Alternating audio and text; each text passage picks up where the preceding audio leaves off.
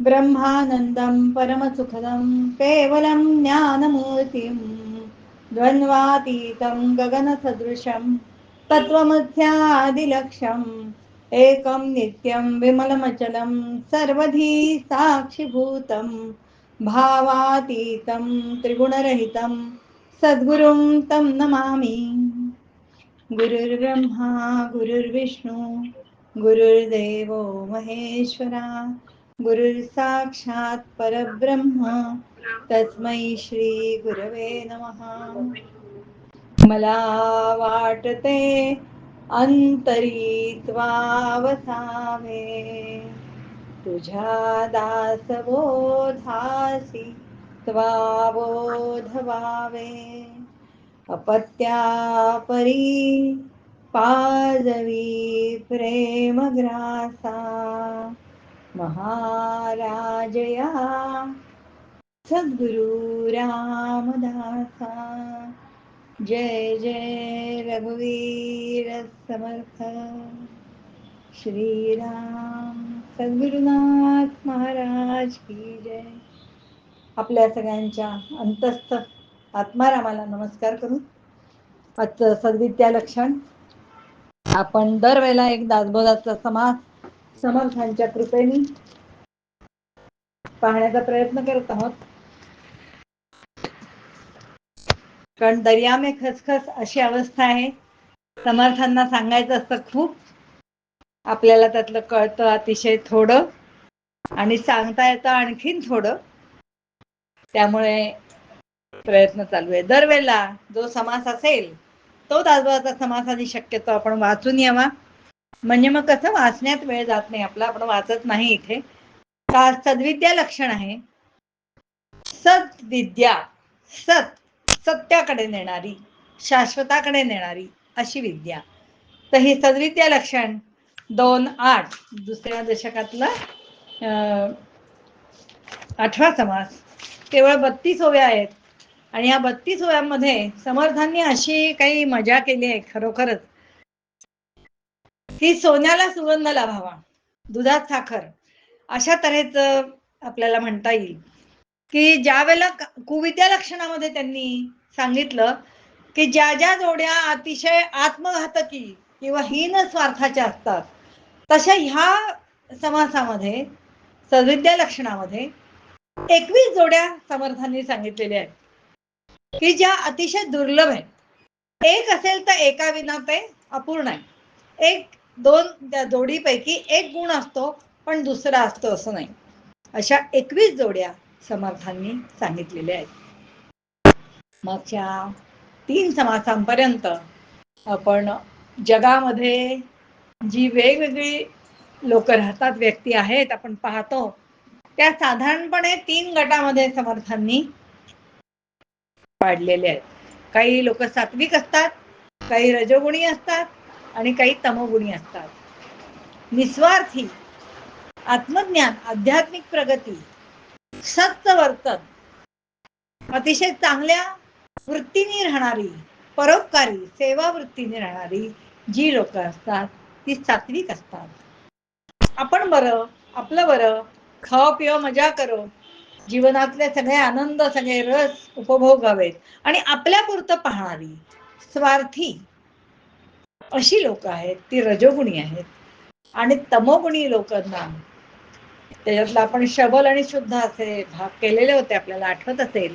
शबल हा संसाराकडे खेचणारा, तर शुद्ध हा परमार्थाकडे नेणारा असा गुण। त्याच्यातला तमोगुण हा शबल तमोगुण तर अत्यंत हीन, अत्यंत अत्यंत स्वार्थी, हीन स्वार्थी, कपट, मत्सर, हत्या, अत्याचार।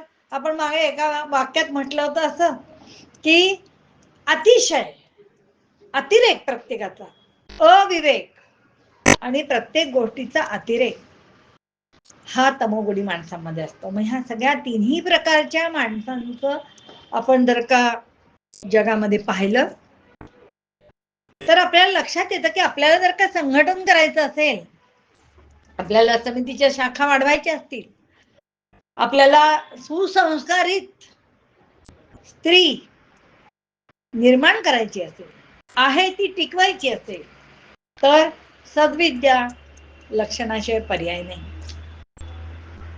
वेगवेगळ्या प्रकारचे सद्विद्यांची लक्षणं समर्थांनी सांगितलेली आहेत.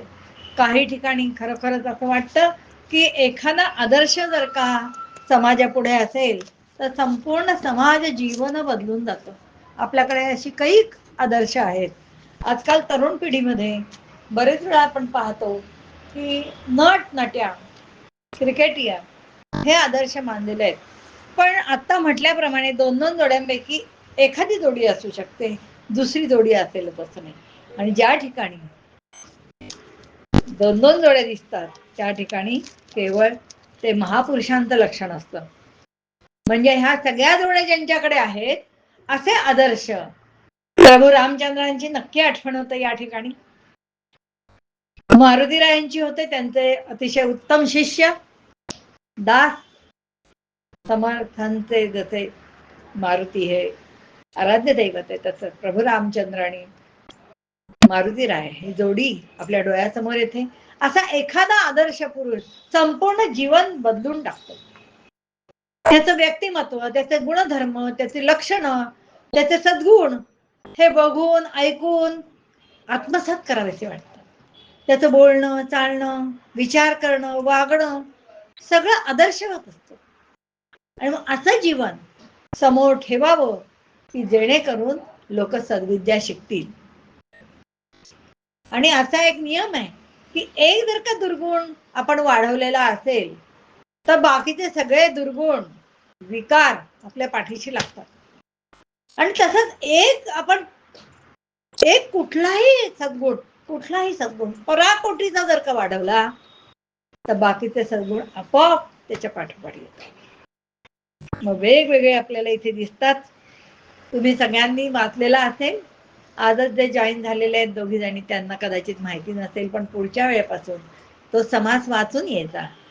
म्हणजे मग आपल्याला अर्थ लवकर कळतो, काय म्हणायचं ते लवकर समजतं. ऐका सद्विद्येची लक्षणे परमशुद्ध सुलक्षणे विचार घेता बळेची बाणे सद्विद्या अंगी. ऐकावं, वाचावं, त्याचं चिंतन करावं, ते प्रयत्नपूर्वक आपल्या अंगी आणण्याचा प्रयत्न करावा. 2-2 जोड्या कशा आहेत पहा. परमसुंदर भाविक सात्विक प्रेमळ शांती क्षमा दयाशील लीन तत्पर केवळ अमृत वचनी. उत्तम गुणांचा, उत्तम वचनांचा जो अंगीकार करतो असा पुरुष शांती, दया, क्षमा, सेमा, परोपकार, भाविक, सात्विक, अत्यंत प्रेमळ, गोड वचनी असा असतो की जो संघटनासाठी आवश्यक असतो. आता ज्या वेळेला आपल्या ह्या तिन्ही प्रकारच्या लोकांशी संबंध येतो, आपलं पटतं असं नाही, दुसरा काय म्हणतो ते आपल्याला लगेच आवडतं असं नाही, पण तरी ऐकून घ्यायचं. मुलाचे चालीने चालावे, मुलाचे बोलीने बोलावे, हळूहळू शिकवत जावे. लोक हळूहळू शिकवावं. एकदम पहिल्याच दिवशी आपण सांगायचं नाही सगळं समितीमध्ये असं करा तसं करा. हळूहळू हळूहळू तो संस्कार घडत जातो आणि मग आपोआपच तिला ओढ वाटायला लागते तिथे येण्याची. तर हे संघटन शास्त्र आहे. परम सुंदर आणि चतुर. सुंदर स्त्रिया पुरुष असतात पण ते बोलायला लागलं की कळतं. चतुर असतातच असं नाही. त्यामुळे चातुर्य हे बुद्धीचं सौंदर्य आहे आणि सुंदरता देहाची लावण्य हे उपजत आहे. शेवटच्या ओळीत समर्थ म्हणतायत, आपण जाणार आहोत तिथपर्यंत. तसा सुंदर आणि चतुर, परम सबळ आणि धीर. खूप पराक्रमी आहे पण त्याचा धीर नसतो. पराक्रम गाजवण्यासाठी धीर धरावा लागतो, संयम धरावा लागतो. तो असतो तसं नाही. परम संपन्न आणि उदार. बळीराजाची आठवण येते या ठिकाणी. खूप संपन्नता आहे पण त्या संपत्तीने बरेच वेळा माणूस माजतो, मध अंगात चढतो की आमच्याकडे एवढं आहे तेवढं आहे. वास्तविक आपण सगळं मिळवताना संपूर्ण समाजाचं, संपूर्ण कुटुंबाचं दायित्व असतं. त्यांच्यामुळे आपण वर आलेलो असतो, त्यांच्यामुळे आपल्याला संपत्ती मिळालेली असते. आपला वाटा असतो नाही असं नाही, पण त्यांचाही वाटा असतो हे विसरायला होतं माणसाला. आणि मग संपन्नता ज्या ठिकाणी आहे भरपूर आहे पण उदारता नसते, सहजपणे देण्याची वृत्ती नसते. त्यामुळे दातृत्व देणं आणि तेही मनापासून देणं, दिल्यानंतर विसरून जाणं, हे सगळे सद्गुण आहेत. आपल्याकडे जेवढं आहे तेवढ्यातलं दुसऱ्याला देणं, जास्तीत जास्त दुसऱ्या देण्याचा प्रयत्न करावा. काही देऊ शकतो आपण, संपत्ती देऊ शकतो, वस्तू देऊ शकतो, ज्ञान देऊ शकतो, आपला वेळ देऊ शकतो. चांगल्या गोष्टींसाठी असं देण्याची सवय लावावी लागते, आपोआप घडत नाही. परमज्ञाता आणि भक्त, आत्मज्ञान झालेलं आहे. समर्थ, तुकाराम, ज्ञानदेव, सोपान, मुक्ताई, सगळे सगळे आपल्याकडले सगळे संत आहेत, कबीर आहेत, किती सांगावी, मांदेळी आहे, हे सगळे आत्मज्ञानी आहेत. ज्ञाता आणि भक्त. होतं काय, थोडं कळायला लागलं की असं वाटतं मला सगळं कळायला लागलं, आणि मग तो भक्त राहत नाही. भक्त कुणाला म्हणतात? जो अभक्त नाही तो. भक्त म्हणजे जो जोडलेला आहे तो, जो भगवंताशी लीन आहे, कायम त्याच्याशीच जोडलेला आहे, तो भक्त. मग जो परमज्ञाता आहे, आत्मज्ञानी आहे, अतिशय हुशार आहे, सगळं संपन्न आहे, सगळ्या प्रकारच्या विद्या संपन्न आहेत, पण तो कसा आहे? भक्त आहे, विनम्र आहे, नम्र आहे. आपले ज्ञानदेव, आपले समर्थ, हे सगळे गोळवलकर गुरुजी, आपले, आपल्या ताई आपटे, वंदनीय मावशी, परमज्ञानी होत्या. काय रामायण सांगायच्या हो. मी स्वतः ऐकलेलं आहे त्यांचं रामायण. लहान असताना आई घेऊन जायची मला, आणि त्यांना नमस्कार केल्यानंतर त्यांचा स्पर्श पाठीवरून आजही आठवतो. ह्या ज्ञानी आहेत, पण भक्त आहेत. ध्येय सोडलं नाही कधी. देशभक्तीचं ध्येय, संघटनेचं ध्येय शेवटच्या क्षणापर्यंत पाळलं. महापंडित आणि विरक्त. ज्ञानी आहे, पंडित आहे, पण विरक्त आहे. कशामध्ये लिप्त नाहीये, अलिप्त आहे. विदुर असा होता. विदुर ज्ञानी होता, पण अलिप्त होता. सहज आठवलं ते नाव सांगितलं, सहज स्मरणात आलं म्हणून. असे कितीतरी आपल्याला पाहायला मिळतील. महातपस्वी आणि शांत, खूप तपस्या केलेली आहे. कितीतरी तपस्या झाल्यानंतर सगळं पूर्णत्वाला जातं, आणि तरी तो शांत आहे, आतून शांत आहे. जमदग्नी ऋषी तपस्या झाल्यानंतर किती रागवलेले आहेत आपल्याला माहिती आहे. पूर्वी ते ऋषी कितीतरी तपस्या झाल्यानंतर शाप द्यायचे, शांत नव्हते झाले. मग ही जोडी कशी आहे? रामानी केवढी तपस्या केली, पण शांत आहे, विरक्त आहे, ज्ञानी आहे, भक्त आहे, संपन्न आहेत, उदार आहे. वक्ता आणि नैराश्यता. एखादा सुंदर वक्ता असतो, सगळेजण बोलवतात आणि मग भाव चढतो. नैराश्यता म्हणजे निराश नव्हे, न आशा, अपेक्षा नाही काही. खूप अशी नावं ऐकलेली आहेत, उच्चार करत नाही, पण एवढे त्यात असाल तर येईल. काय हे? अरे तुम्ही जर का उत्तम वक्ते आहात तर तुमचं पहिलं कर्तव्य आहे की समाजाचं प्रबोधन करणं. अपेक्षा ठेवायची नाहीये. समाजासाठी ते तुम्ही ज्ञान वापरायचंय. म्हणून वक्ता उत्तम असेल आणि त्याची अपेक्षा नसेल तर फारच सुंदर. हे दोन गुण एकत्र कठीण असतात. सर्वज्ञ आणि सादरता. सर्वज्ञ आहे, पण सगळ्यांचा आदर आहे, सगळ्यांशी आदरभावाने बोलतो, उच्च कोटीचा आहे.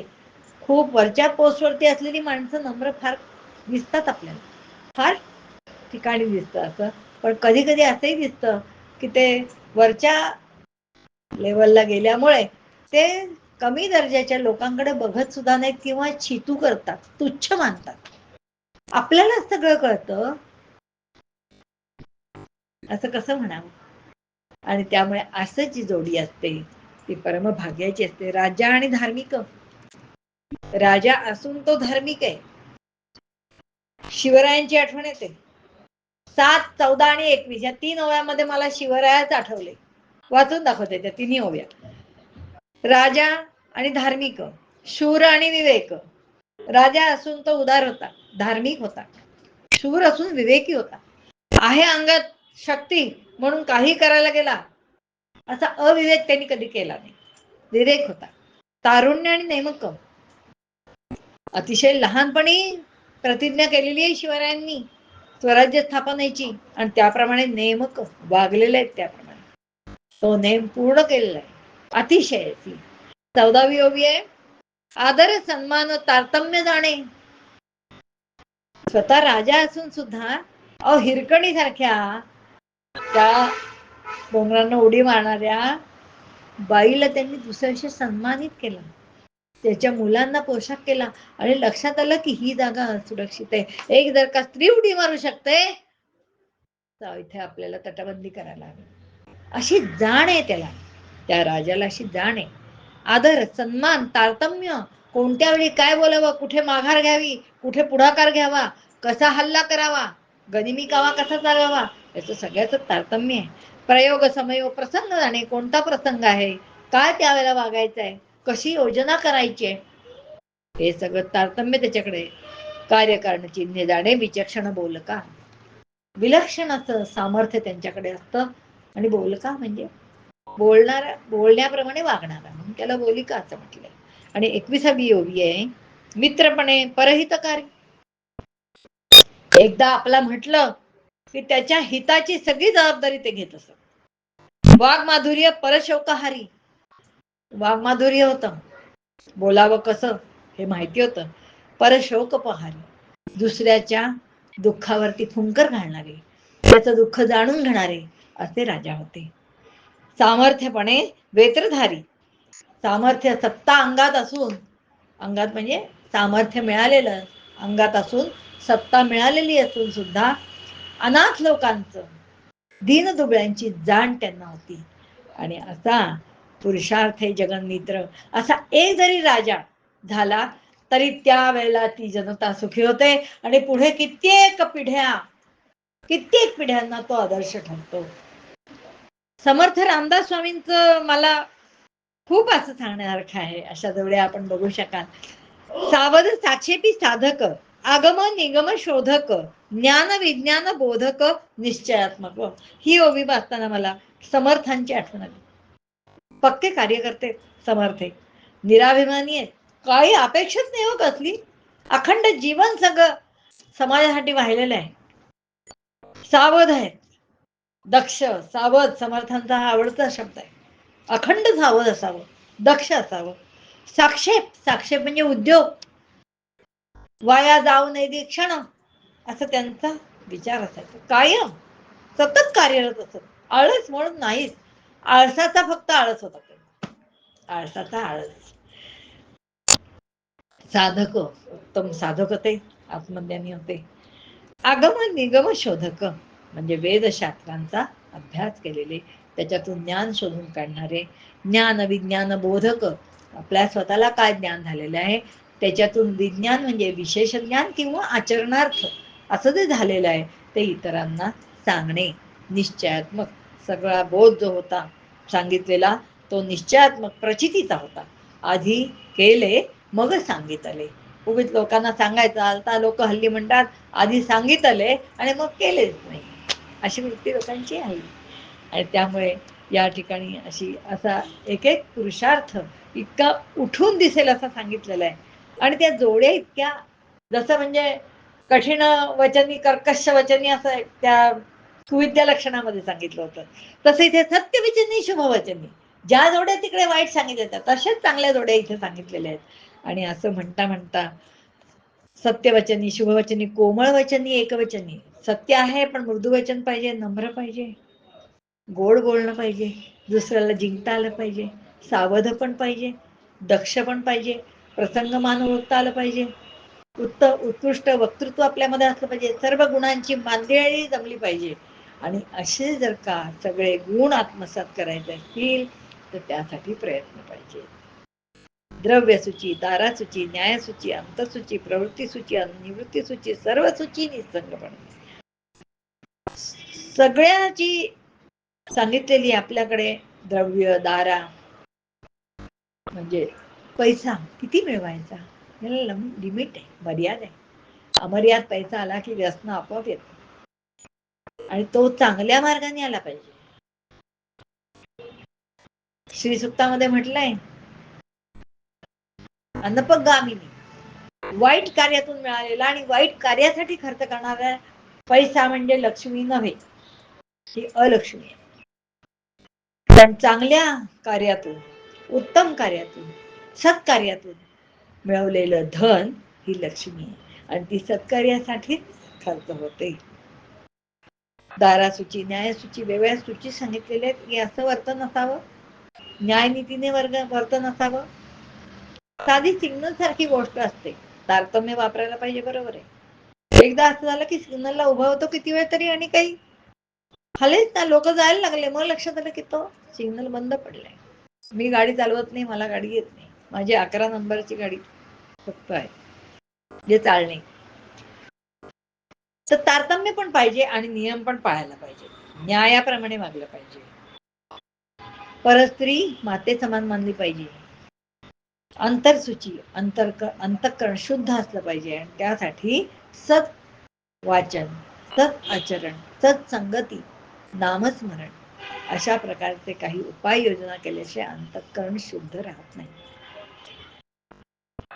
सर्व सूची निसंगपणे, प्रवृत्ती, निवृत्ती. प्रवृत्ती म्हणजे जे वागतो आपण ते, व्यवहार, प्रपंच, माया प्रवृत्तीमध्ये येतं आणि निवृत्ती म्हणजे परमार्थ येतो. त्या सगळ्याची सूची म्हणजे जी आखणी आहे त्याप्रमाणे आपलं वर्तन असलं पाहिजे. मित्र परिवार आपला, दुसऱ्याच्या दुःखाने आपल्याला दुःख झालं पाहिजे आणि दुसऱ्याच्या सुखाने आपल्याला सुख झालं पाहिजे. किंबहुना दुसरा सुखकार्य जर का झाला, दुसरा सुखी झाला तर आपल्याला आनंद होतो, अशी आपली रचना असली पाहिजे, अशी आपली सद्गुण असला पाहिजे. आणि मग शेवटी या इथे 26 ते 29 मध्ये शिवरायांचं पुन्हा एकदा वर्णन वाटतं.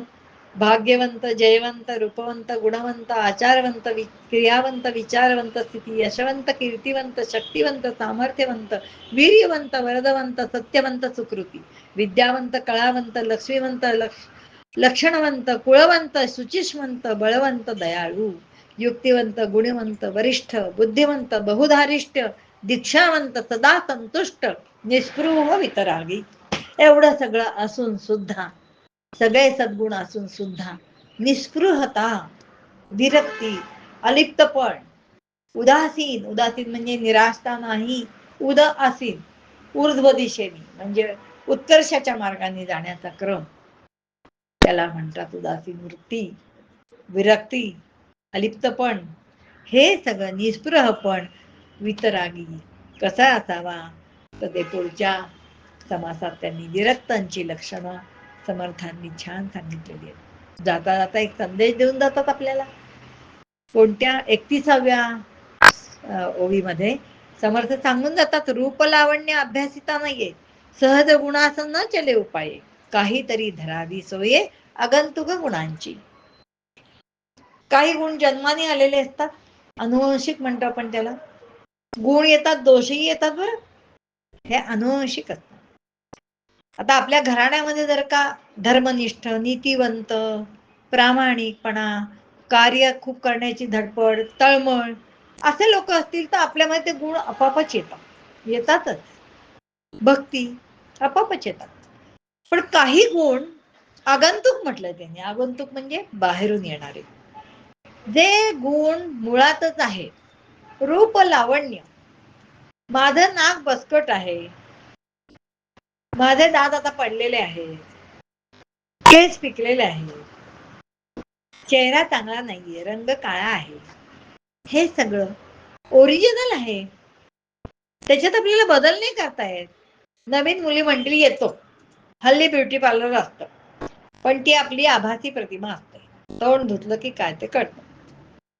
लग्नामध्ये ते करतात तर काय बाबा, बरेच हजार रुपये घेऊन काय काय करतात ब्युटी पार्लरवाले येऊन. तो सगळा नखरा काही तासात असतो, ते मूळ स्वरूप नसतं. ती आभासी प्रतिमा म्हणते मी त्याला, आभासी प्रतिमा. म्हणजे असं वाटतं, अय्या तूच होतीस लग्नामध्ये, मी ओळखलंच नाही तुला, कारण आता घरात बघितलं तर वेगळी दिसते एकदम, कारण ती आभासी प्रतिमा. माझं रूप, लावण्य, काही गुण हे मुळात असतात, ज्याच्यात आपण फार बदल नाही करू शकत. काळे माणूस गोरे होईना, हळद लावा हळद प्या, किती पिढा. विहद हो गोरी, किती गोरी होणार. हे सगळे गुण हे मुळातच आहे, ते आत्मसात करण्याचा प्रश्नच नाहीये, ते बदलत नाही. पण जे आगंतुक गुण आहेत, जी सद्विद्या लक्षण सांगितली, ज्याच्यामध्ये सांगितले सगळे गुण हे आगंतुक आहेत, ते बाहेरून आहेत आणि ते प्रयत्नाने मिळवायचे आणि मिळवायचेच आहे.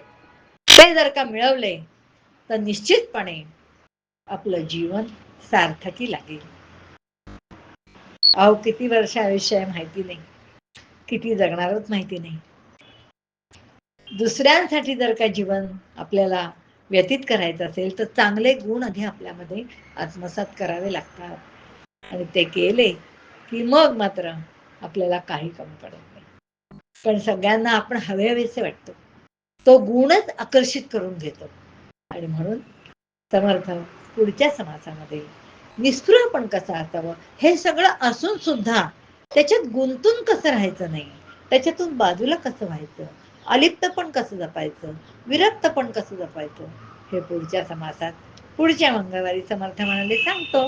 मग आपण पाहूया काय ते म्हणतात ते. जय जय रघुवीर समर्थ. सद्गुरुनाथ महाराज की जय. श्रीराम श्रीराम श्रीराम.